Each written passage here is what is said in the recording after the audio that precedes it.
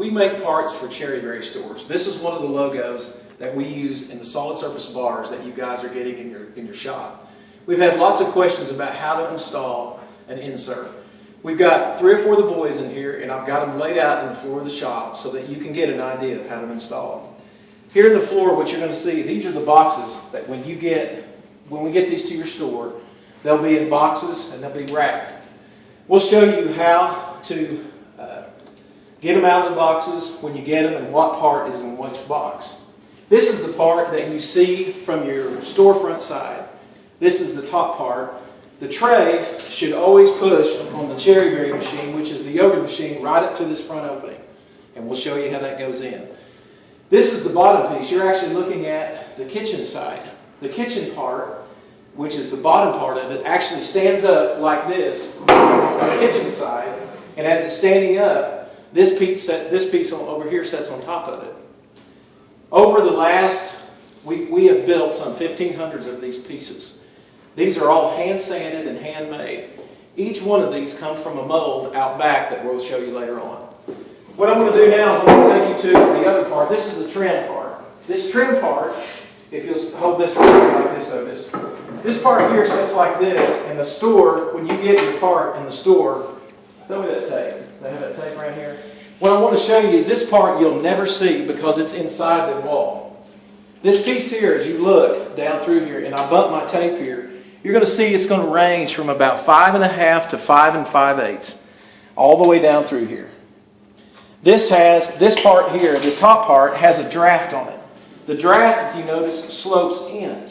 The reason for that is this is made out of a mold, and the only way we can get it out of the mold is that to accommodate, it's got to have a draft. Without the draft, it will not come out of the mold. So that tells you what the top part is. This piece here is designed to cover up. It won't cover up this edge, but what it does is it goes over this and covers up your wall space that's inside here. So this is designed to stay right over that like that. Now what this piece will do is right here you're going to notice there's a gap around it. Well, what we were running into, everybody has different thicknesses. On this side out here, say, you've got your tile, you've got your grout, everybody's thicknesses are different. So this part here, this piece, is designed to float in and out. And some of the stores we've been to, they're like this. But all you do is take white silicone and tool that in. Sometimes they're like this. The store the other day, a guy, he had it sitting up here way like this. The reason for that is he had the front part, he just stuck it in the opening and didn't let it sit on top of this. We're going to turn off the video. We're going to go over to another layout. Hang on. Okay, go. When you install these things, all you need, this is a mock-up wall. We've traveled. And this is the wall that we had back. We actually had this out here. We did a little seminar.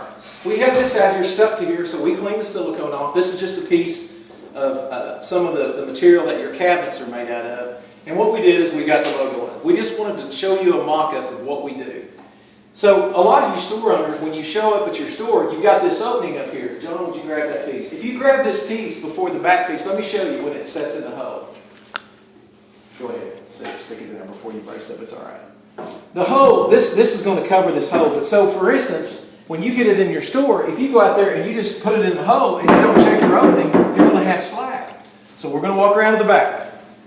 What it does in the back piece, I've seen some of this one store owner. The distance here. Throw me my tape. My tape here. The distance from the floor up, if you'll notice on that yogurt machine, is right in there about 7 inches. So we've made this piece here where it runs 31 inches. See there? If I put my tape on the end and raise up, I've got in that 31 inch. That's where we're trying to achieve. So what happens is some of you guys, when you get these in the store, you're going, well, what are we going to do about this? What are we going to do about this? This is a dabbable line. This piece here will push right into the tray of the yogurt machine. If you adjust this, when you push it into your wall cavity is inside here, see? So what we did, we had this one out in the field, and we did it adjustable so that it would fit the machine because we weren't on concrete. What we were finding out is all of these across the bottom, we belt sand those off. All these guys have done it, I've done it. This piece here, if you will allow yourself, you're going to say, well, these don't line up. Well, this part has to have a draft like this direction. so that the machine, when all your kids that are pushing these things up and in, when the machine, it'll guide itself in, it's going to go right in this trough. And as it goes through, you're going to notice this part has a draft. This part has a draft like this. So this part here controls the height of this. If there's something, if you guys get one of these that's not in the 31 range, that we've got enough travel with the machine that you should be fine. We had a guy the other day was worried about the distance here. If you look at the distance back here, it's about 21 and a half. On the front side, they keep chilling here. On the front side, when it goes into the wall, you should have somewhere in the 21 and 3/4. You've got, most of the time, your openings, if I remember right, we had the draftsman make your openings 22 inches. 22 inches. This part here, this part, all these angles and all of this, I'll take you out and show you the molds they come off of. They're all made the same. We have 3 molds. We've worn out 2 or 3 doing it, but they're all made off of CNC, so they're all the same.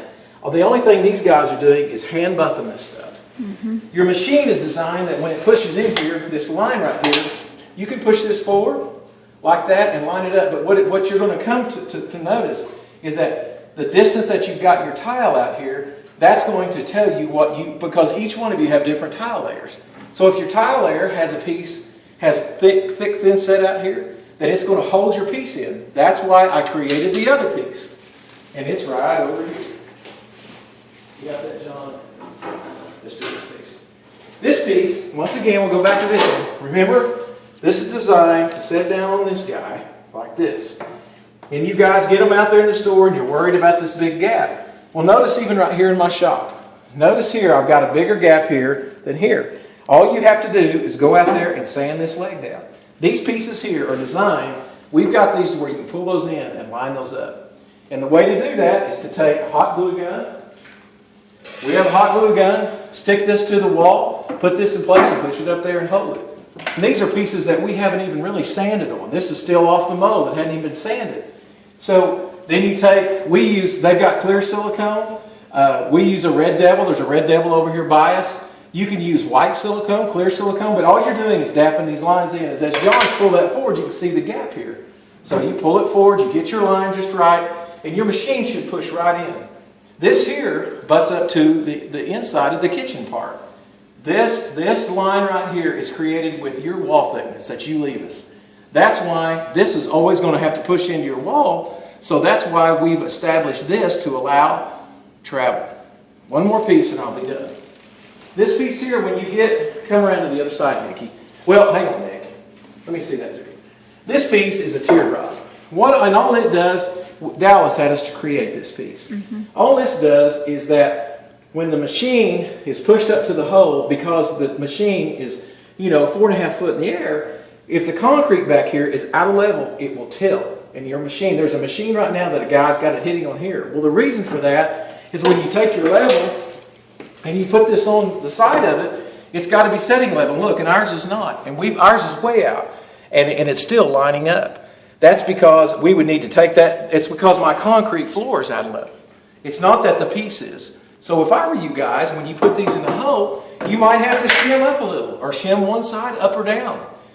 This piece is designed, what it does is it's got a radius front. That goes over the machine like this.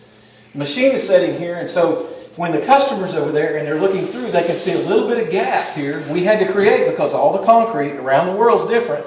This snaps on the machine, slides down over it, and hides the gap. That ought to get you guys going. We're going to show you when it's finished, Nikki. I don't know if you can see this. From the storefront side, it looks something like this. Mm-hmm. Now I'm going to show you the boxes. We'll turn off in here and we'll show you the boxes. Okay, we're all in the front here. We're going to kind of show you, when you get your piece, this is the top piece. Here's John. He's going to show you how we pack it. Come on, John. What do we do? All right, first you put the foam in the bottom.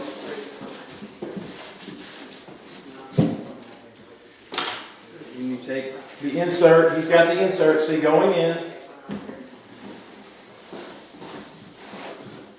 And you have another piece of foam. The other piece of foam. And come over here. Come on in here, Nicky, look. See how it's sitting in the box? It's got this little gap right here. The foam's got this little spacer on it. Just goes in like that. And when you get these in your store, John pulls these over And we've got a staple gun out back. I'm not going to watch it, but your piece should be stapled. So when you get that is going to be, that is your upper part of the box. So when you get it, you just unpack it like this. You're going to know that this is the top of it, and there you go. We're going to show you the bottom piece. Are you going to flip it? Yeah. The way John drops them in your box, you get them just like that. See that? He's got it. It goes in. So the box, you got the box. I get styrofoam. That's my job. Goes in. Sets down on that. Back the upside of the head on. This piece goes on top. And there you go. He's got these wrapped up, and they'll come to you. When you get these, sometimes we ship with Bruce. If they're not shipped with Bruce, which is up at the cabinet shop, 6 miles from us, then you'll get yours on a pallet. The hoops, we call them, we've got a teardrop, and we've also got the cover. Those come in a separate box. And one reminder, as we close here, the only thing that you're really going to need, I guess the guys have got it, you're going to need silicone, you got a level, tape measure, hot glue gun, you might need a shim or two, but that's really all you need to install these inserts. Keep in mind, in closing, if you just go up to your store and you've got the opening cutouts, and you just show up and stick the top piece in and you don't let the bottom dictate how it sets in the hole, then what's going to happen is when your machine shows up and you go to push it in the opening, it's going to bang real hard on one of the sides, the top edge. What we have found that's been real helpful is if you guys could get your machines